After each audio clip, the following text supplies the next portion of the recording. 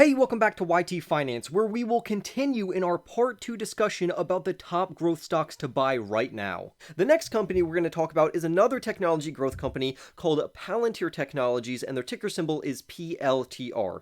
Palantir Technologies is a big data and analytics company that serves both commercial clients and government enterprises. The main draw to this company is that Palantir can literally interpret and analyze large amounts of data, and this data can then be used to make very difficult decisions in a company or on the battlefield. The PLTR stock price currently trades at $10 per share right now, which is actually a huge increase since the last time I reported on this stock, while investors think that this company is worth anywhere between $6 and $20 over the next year. However, like all of the stocks mentioned on this list, these companies have giant future growth potential. So although you may not be impressed with the next 12 months, you are most certainly going to be impressed over the next 5 years if you plan to hold the company for that long. Palantir's PLTR stock is trading at a giant discount from its former highs, and this is why many analysts deem the stock as a fantastic buying opportunity, including 5-star analysts. Now, I actually did a video going into detail into multiple articles, including this one, but I do want to read just a couple quotes from a 5-star analyst who says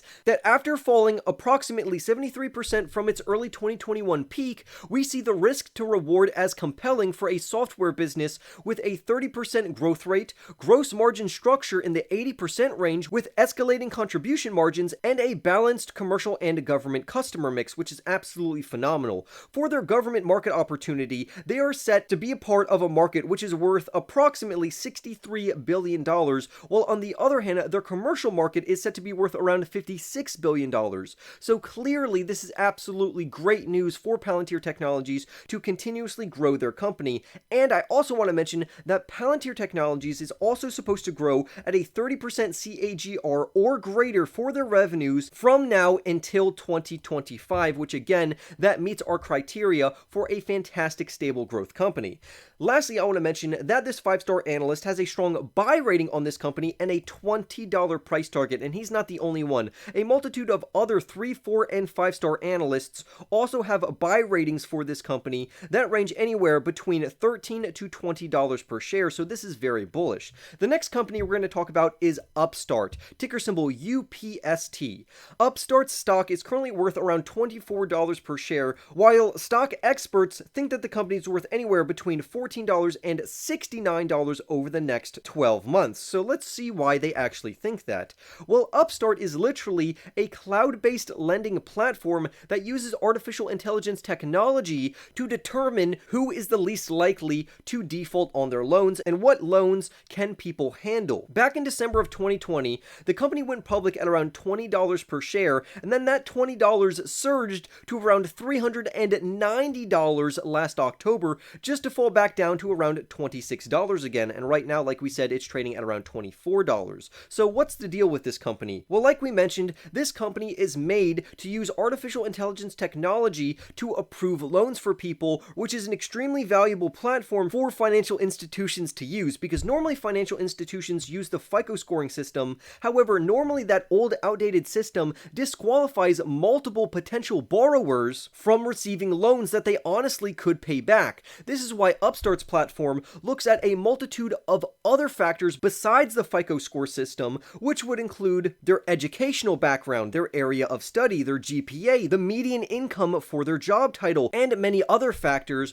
which puts together a more comprehensive lending profile. So although according to the FICO score system, some borrowers may be disqualified, Upstart says no, these people can still pay on their loans, so we should give it to them, which is going to be phenomenal for various financial institutions to use because they are going to charge those borrowers interest, so it's a win-win for everyone. I also want to point out that the FICO scoring system has multiple pitfalls because they are discriminatory against younger customers who haven't had time to build that credit score. So in general, Upstart is a fantastic company to own because many financial institutions actually use them. To put this into perspective, at the start, when the company had their initial public offering, Upstart only worked with around 10 lenders. Right now, the company is working working with over 500 auto dealerships and 57 different banks and credit unions, which is absolutely insane.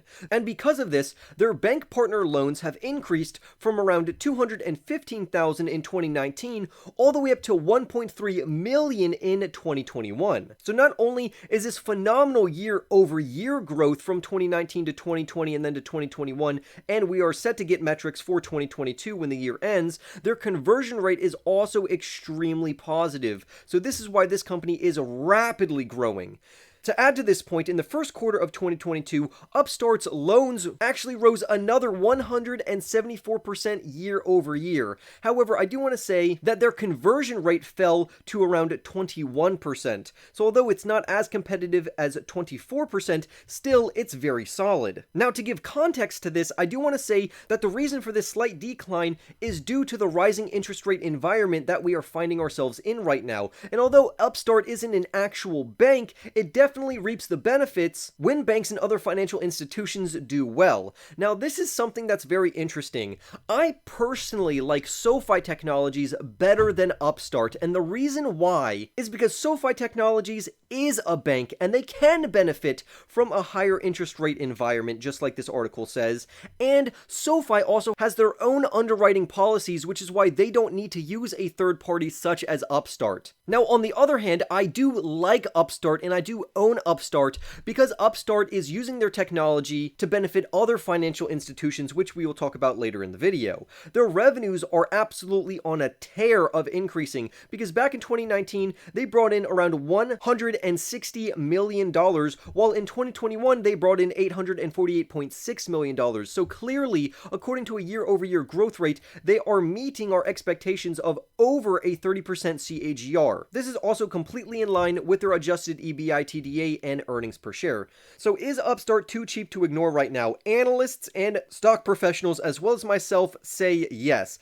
Upstart's current revenue is set to rise by another 27% this year, up to $1.08 billion, with adjusted EBITDA set to decline slightly, so it's bittersweet. However, Upstart trades at just 2 times this year's sales and 16 times this year's adjusted EBITDA. So literally from a PS ratio standpoint, this phenomenal growth company is trading for very cheap, and I do think it has phenomenal long-term prospects. To push this point even further, we can look at the customers that they are landing right now. For instance, Upstart has been named the fastest growing auto retail software in the United States for Q2 of 2022.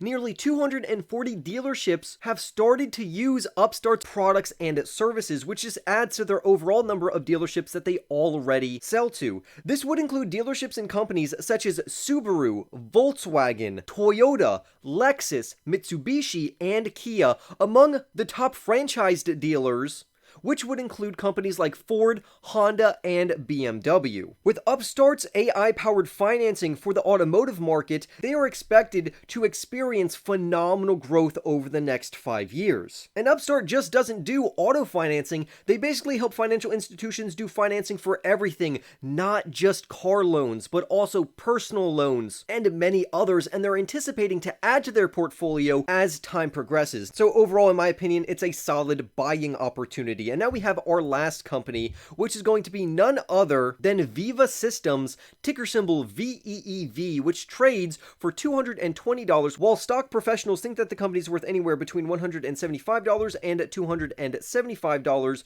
over the next 12 months. So why is this such a good company? Well, this is a phenomenal defensive stock. Just like we talked about with ASML Holdings, they are literally basically recession-proof because of the demand for the products and equipment that they have. In sort of the same way, SoFi Technologies also has a buffer during a recession or a high interest rate environment because they literally act as their own bank. So as interest rates rise, SoFi can have a buffer and offset some of those expenses by also increasing the interest rates for their loans. But Veeva System has an edge up on both of these companies because literally this is a defensive company, which are the best companies to buy in times of stock market volatility or a recession. which I think is phenomenal for long-term investors as well as short-term investors who want to fortify their portfolios right now. Veeva literally works hand in hand with the pharmaceutical industry to provide cloud-based software that helps organize and manage the various data and day-to-day activities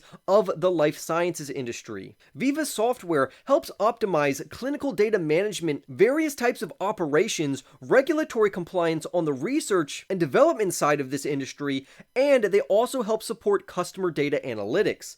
Veeva is by far the leader in this particular space, so why would we want to buy a defensive company that is literally the leader in this particular industry? I also want to point out that out of the top 20 pharmaceutical companies, 18 of those use Veeva systems, so clearly they are extremely valuable for these pharmaceutical companies. I also want to say that over the last 12 months, the company has generated around $1.9 billion worth of revenue and an amazing 40% free cash flow margin. The company also projects that they are going to bring in $2.17 billion worth of revenue in the year of 2022 or fiscal year of 2023. And the best part about this company is that their demand is supposed to be sustainable even during a market downtrend and or recession.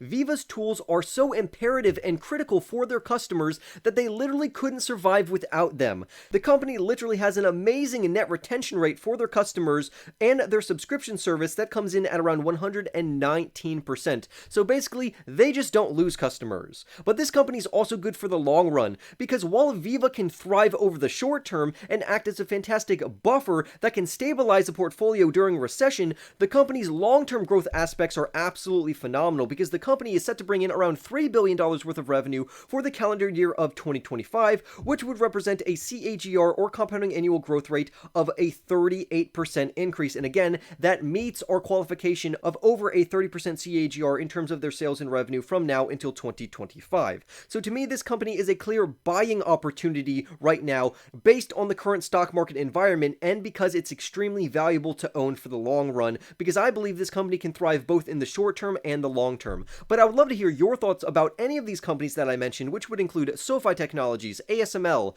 Palantir Technologies, Upstart, and Veeva Systems. So remember to go and smash that like button right now. Tell me your thoughts down below, subscribe if you are new, and I'll see you in the next YT video.